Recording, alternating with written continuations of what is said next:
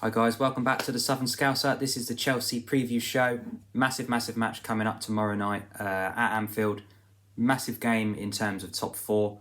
And yeah, a huge battle of the Titans really. Jurgen Klopp up against Thomas Tuchel. So two German managers that know each other very well. Have been at similar clubs on their roads to the Premier League, both being at Mainz.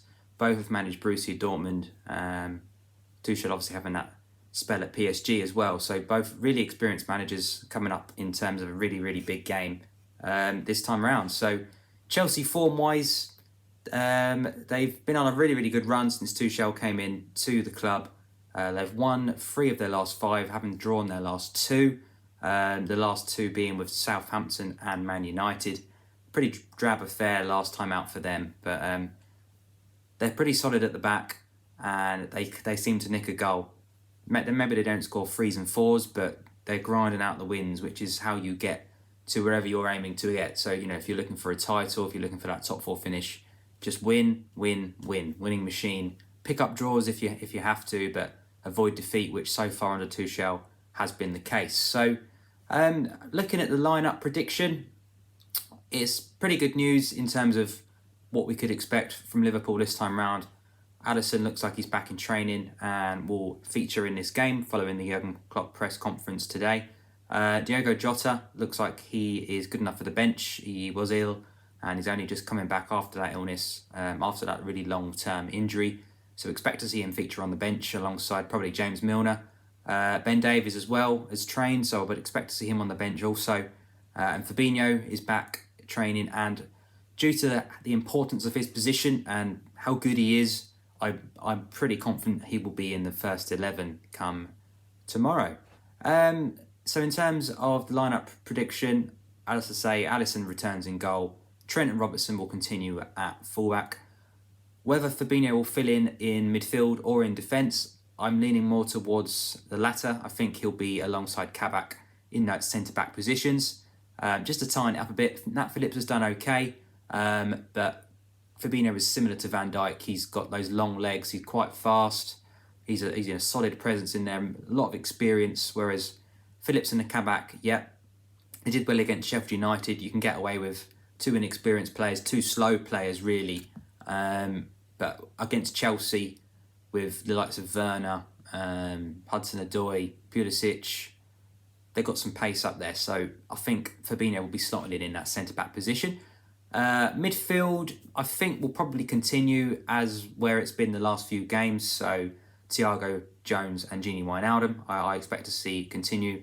With the front 3, again, the same. Not a lot of room for manoeuvre, as I've mentioned before, whether that be form, whether that be quality options on the bench. So expect to see Mo, Bobby and Mane lead the line.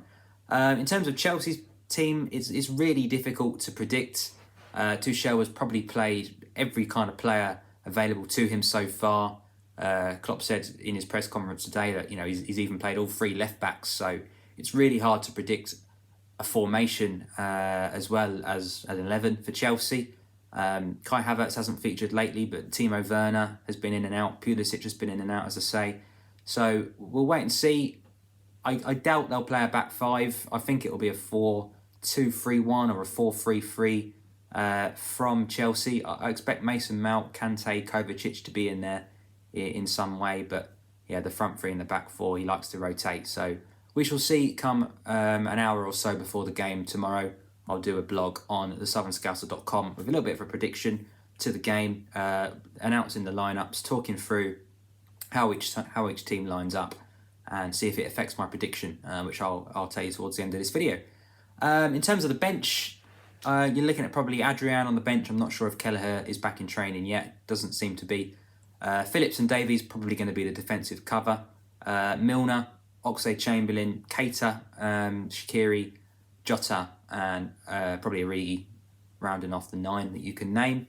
I know Tsimikas was missing from the last squad as well. He's another player that's really struggled to stay fit, even though he barely played. So I don't think he's on the bench just yet. So Milner probably going to be that fullback cover on the bench. So in terms of my prediction for the game, it's one of them games I said in my last video that tend to peter out into a draw. Both teams are more afraid of losing than they are of winning the game.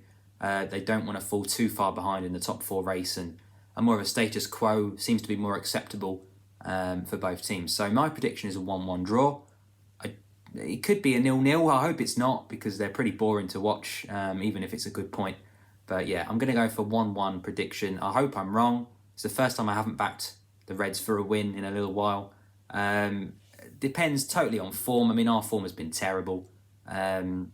Yes, we won last time out against Sheffield United, but let's be fair, they're the worst team in the league by quite some way. They're going to be relegated this season, and I wouldn't even back them to come back up again into the Prem for the next season as well. So don't read too much into that result, but you never know with Liverpool. If we turn up, we can beat anybody.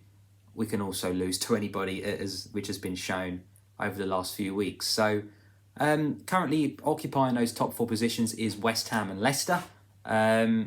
Will they be there come the end of the season? It's difficult to say. They've both done well up to this point. West Ham, I can't see keeping up this level of form until the end of the season. Leicester have already started to struggle and slip, and are currently drawing 1-1 with Burnley, so we'll wait to see how that one finishes, but hopefully dropping some points there. So yeah, it gives whoever wins this game a real chance to grab that top 4 position with both hands and just see if they can really make a big stride to confirming their spot in that top 4 race. So massive game tomorrow night. As I say, it's difficult to predict Chelsea's lineup, but Liverpool's I'm pretty sure will be near enough what that is that I've mentioned there.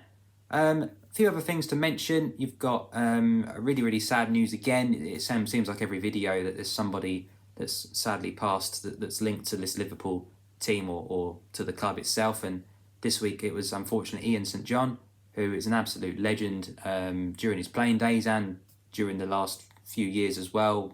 A big personality at the club, always there or thereabouts when there was a big match on, a European night. You'd always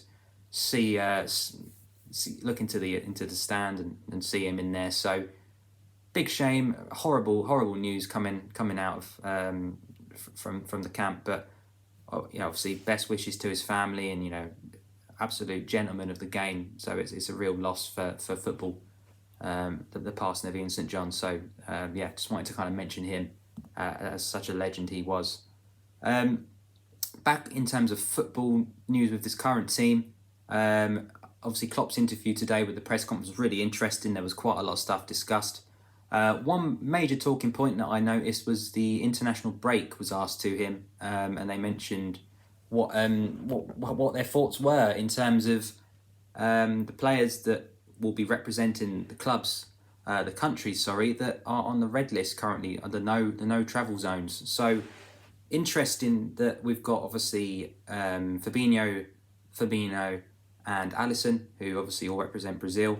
So it'll be interesting to see if they're released to go and play for their country, because if they do and then they return to Liverpool, they're then on a 10-day isolation, which they could miss 1, 2, 3 matches for Liverpool. So I don't see that really being fair currently. Obviously Liverpool had enough injury problems as it is. So yeah, I'd struggle to see how Klopp would agree to let that happen. The other one was Diogo Jota, who obviously represents Portugal. Again, they're on the red list. They've got the Brazilian variant due to obviously links with Portugal and Brazil. So yeah, I don't think Jota again will be going on international duty. And one other thing was also the African players as well. Will they be going to play for their international countries again? I think Salah picked up COVID-19 the last time he went to Egypt, just pre-season. So yeah, it's hopefully one of those where we won't have too many players going off on the international break, and we will hopefully keep most of the squad together and most of the squad fit, because even with England duty, we've lost Gomez for the season, and touch wood, we don't lose any more players from now till the end of the season. So yeah, other than that, there's a few other things to talk about. I've done a blog currently on thesouthernscouser.com, which you can go and have a look at, which mentions 3 players I feel Liverpool need to sign this summer. Obviously, it's one of them summers where nobody really knows what's going to happen. Will clubs spend big? Will it return to some normality in the transfer market, or will it still be looking for deals here and there and maybe one more year until everybody starts flexing their financial muscles again after we've had a season of fans back in stadiums. That probably sounds a bit more realistic to me, but I guarantee there'll be one or two teams still sniffing around and spending some big money. So 3 players I feel Liverpool need to sign. I won't spoil it. I'll let you go and find that on the blog. We can talk about that in the future. But go and have a check out on that. It's on my Twitter at the South Scouse.